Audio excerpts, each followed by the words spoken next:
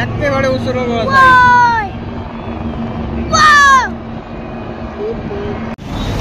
নমস্কাৰ আজি আমাৰ ভাৰতৰ কাৰণে এটা খুবেই বিশেষ দিন আজি হল ভাৰতীয় বায়ু সেনা দিৱস আৰু ভাৰতীয় বায়ু সেনা দিৱস উপলক্ষে আমাৰ গুৱাহাটীত বিশেষ ব্যৱস্থা কৰিছে এই বিশেষ দিনটোত আৰু আজি গুৱাহাটীৰ লাচিত ঘাটত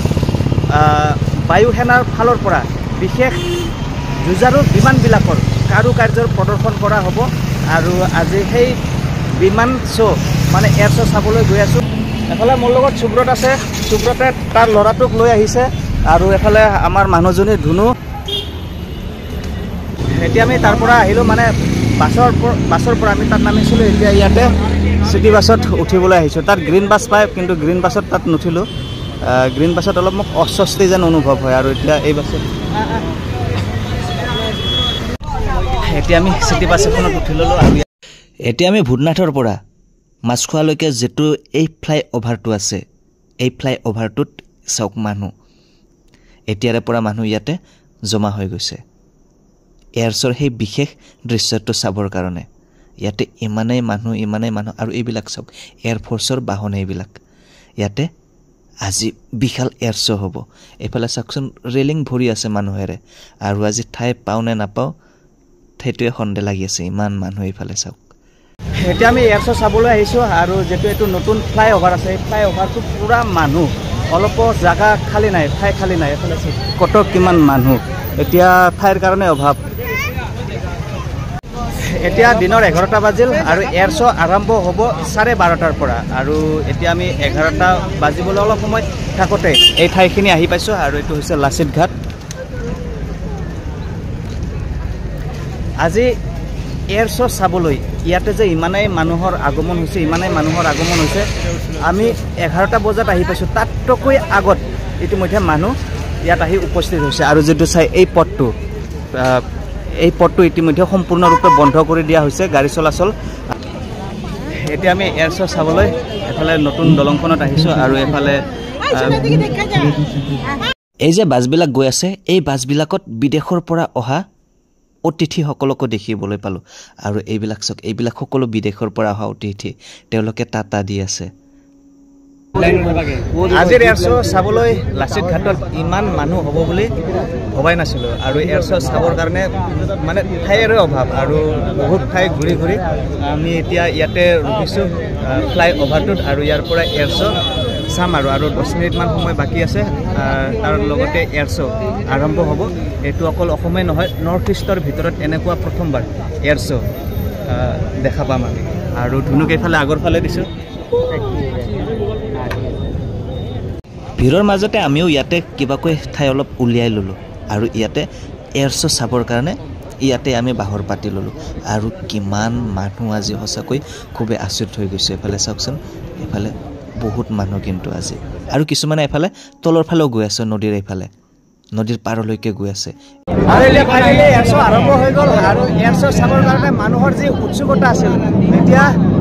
সকলোৱে চাই আছে আৰু এইফালে হেলিকপ্টাৰ আহি আছে এইফালে চাওক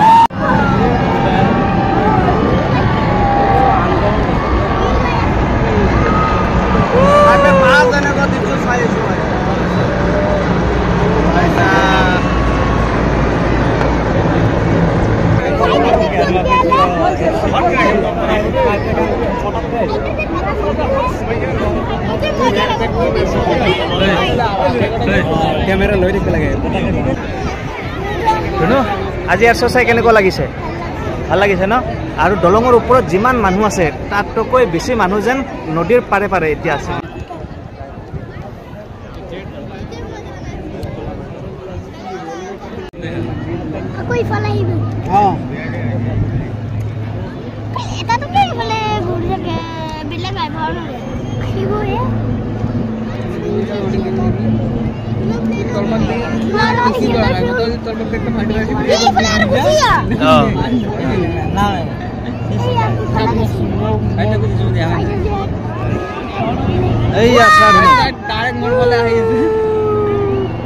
একেবাৰে ওচৰৰ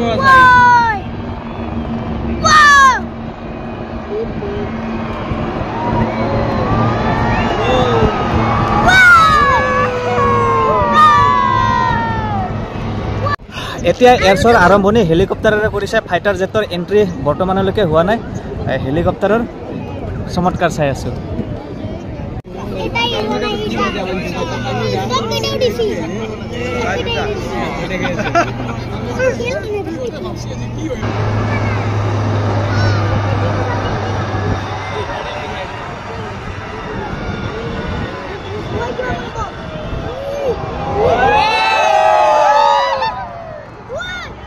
এতিয়া লাচিত ঘাটত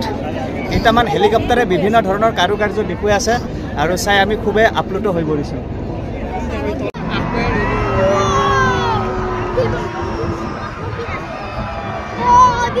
আৰু এতিয়া ফাইটাৰ জেটৰ এন্ট্ৰি হৈছে তিনিটা ফাইটাৰ জেট একেলগে আহি আছে আৰু এইফালে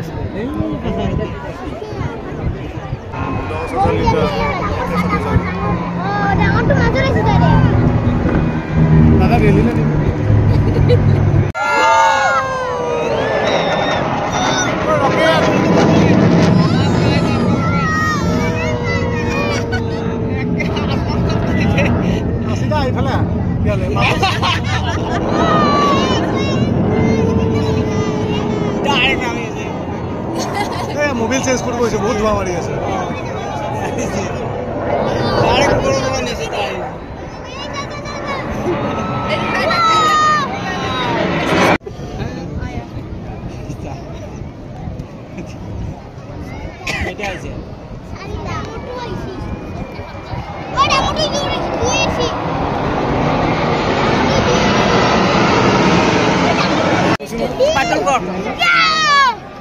এইটো লাভ বনাব লাভ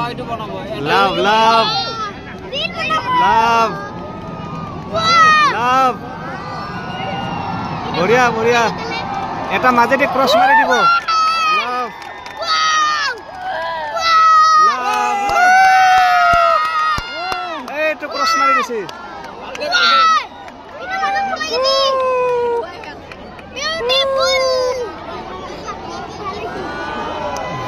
এতিয়া এয়াৰশ্ব শেষ হৈ গ'ল আৰু